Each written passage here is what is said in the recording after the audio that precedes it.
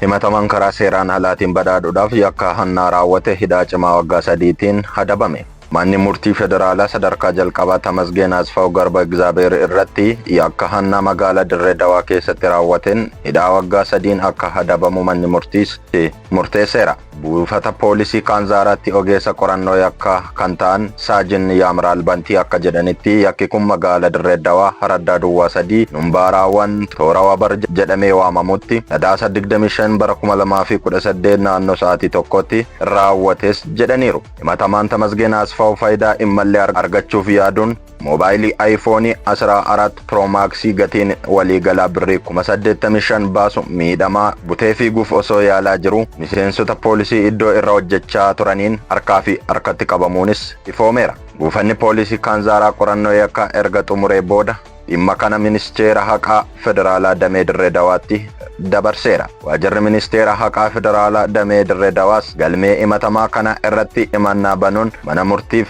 dhiyeesseera.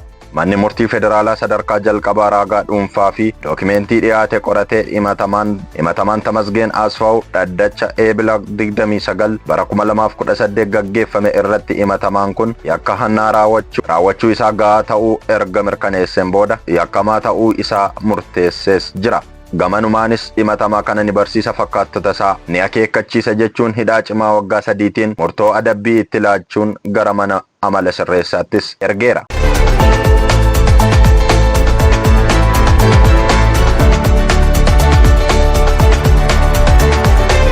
Keeniyaatti fincila uumameen lubbuun namoota 4 darbuu fi 100 kan lakkaa'aman hidhamuu isaanii gabaafame. Keeniyaa keessatti mormiin gatii boba'aa dabaluu hordofee magaalaa guddoo Naayiroobii keessatti humnoota nageenyaa fi maamiltoota gidduutti walitti bu'iinsi uumameen lubbuun namoota 4 yoo darbu namoonni 30 ol ammoo madaa'uun isaanii gabaafameera. Ministeerri biyya keessaa Keeniyaa Kiibii Chumbaa Morkaameen ibsa kennaniin gocha fincila seeraan alaa irratti kan hirmaatan namoonni 348 to'annoo jala ooluu fi gara mana murtiitti akka dhiyaatanis beeksisaniiru. Ministeerichi namoonni 4 kunneen akkamitti akka lubbuun isaanii darbe gadi fageenyaa yoo ibsuu baatanis raagaalee miidiyaa biyya keessaaf akka dubbatanitti Naayiroobii keessatti miseensonni poolisii mormitoota irratti dhukaasa banuu isaanii ifoomsaniiru. Sababa mormii kanaan imaltoonni hedduun qarqara magaalittiitti rakkoof kan saaxilaman yoo ta'u mormitoonni daandiiwwan gurguddoo irratti gommaa gubuu fi sochii geejibaa irratti miidhaa geessisan yoo xiqqaate konkolaattota 2 gubuu isaanii hordofee